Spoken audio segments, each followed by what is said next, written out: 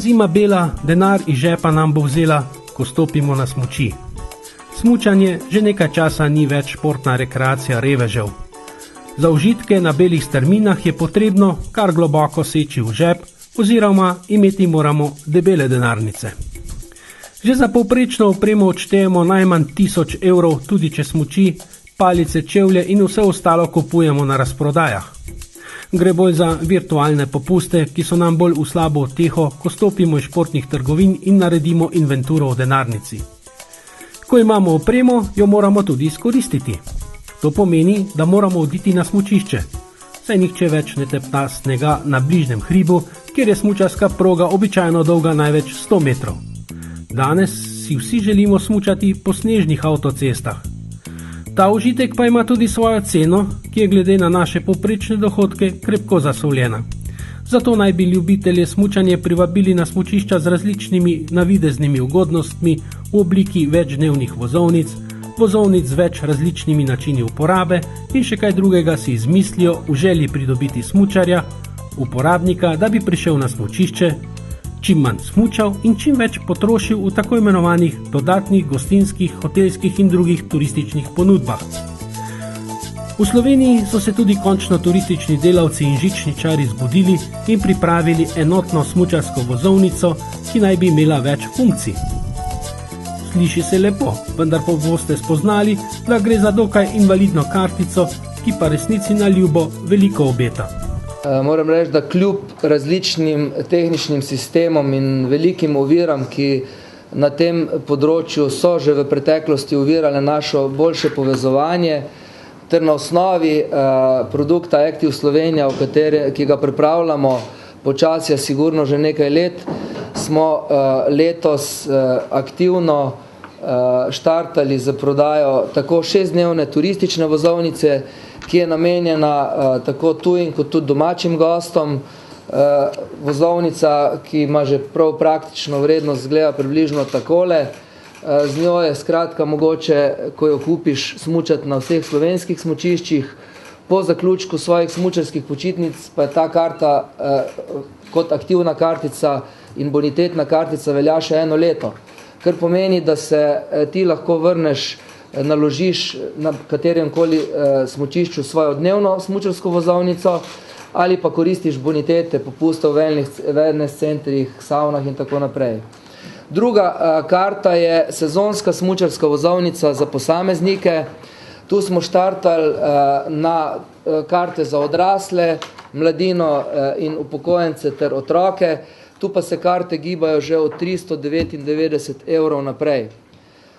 Tretja skupina kart, ki pa smo jo zaenkrat, bom rekel, imenovali še področne smučarske vozovnice, ker si tudi obetamo največje število družin oziroma smučarjev, to so družinske smučarske vozovnice. Namreč želeli smo se prilagoditi slovenskemu gostu, ga obdržati na slovenskih smučiščih.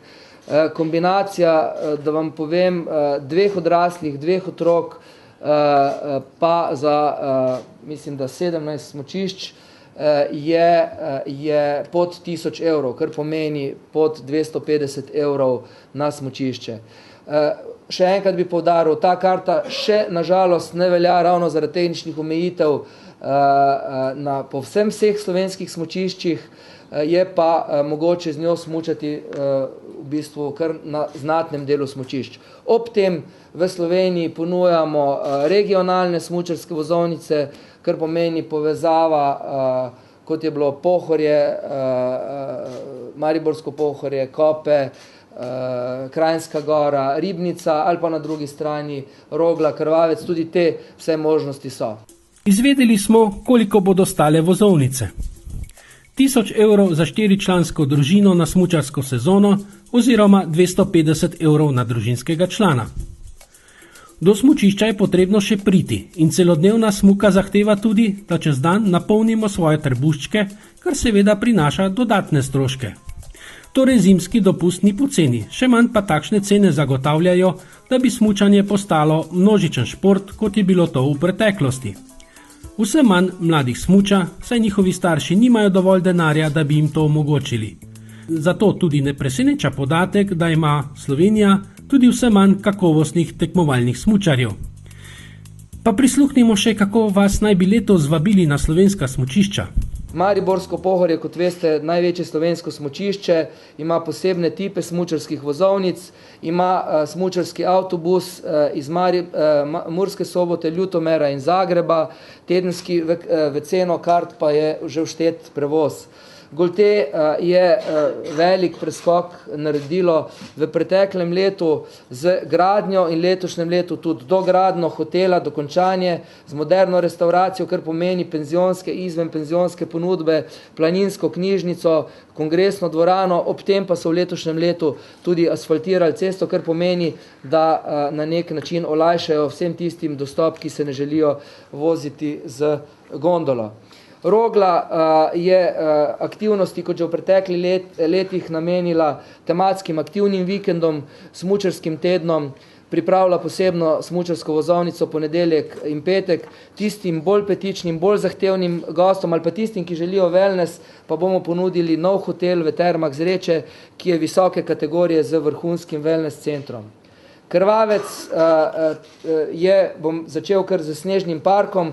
Snežni park je mogoče bil pred 3-4 leti še zelo eksotična stvar za Slovenijo. Danes praktično boste videli, vsako slovensko smučišče poskrbi tudi za to ciljno skupino naših obiskovalcev in moram povedati tudi to, da nam ravno zaradi snežnih parkov, zaradi ski cross stez in podobnih produktov k nam prihaja tudi vse več ne samo gostov iz jugovzhodne Evrope, ampak tudi iz Avstrije, Italije in bolj zahtevnih trgov.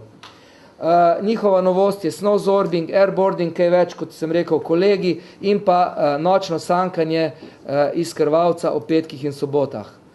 Kranjska Gora ob vrhunskih storitvah, bom rekel, na smučišču se ponaša z vrhunsko smučarsko šolo, posodobljen vrtec na snegu in pa seveda nočno smučanje in sankanje ter nočni snežni park za vse tiste, ki jim preko dneva užitki na snegu niso dovolj.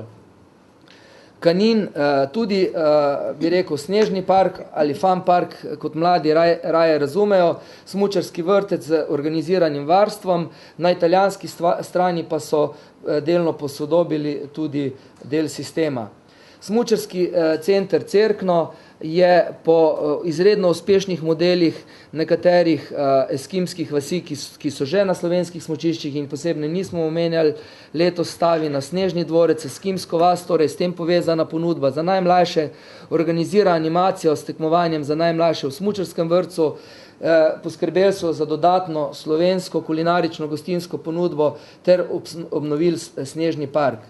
Ribnica na Pohorju ponuja 200 novih ležišč v 2 apartmajskih hišah in pa tudi v osrednjem delu Pohorja, na Bistriškem Pohorju, je Jakec, tako imenovani penzion, dogradil v izredno simpatičen hotel z lepim wellness centrom in pa penzionsko-kongresnim delom. Vas bodo te novitete na slovenskih smučiščih pritegnile, da boste zimski dopust preživeli doma, ali pa vas bo pot zanesla k sosedom, ki so že sredi novembra v Sloveniji predstavili mnogo bolj zanimive novitete. Toda že po običaju, za našimi sosedi v vseh pogledih zaostajamo več let, razen po cenah. Kljub vsemu pa vam želimo prijetno smuko ali v Sloveniji ali v tujini.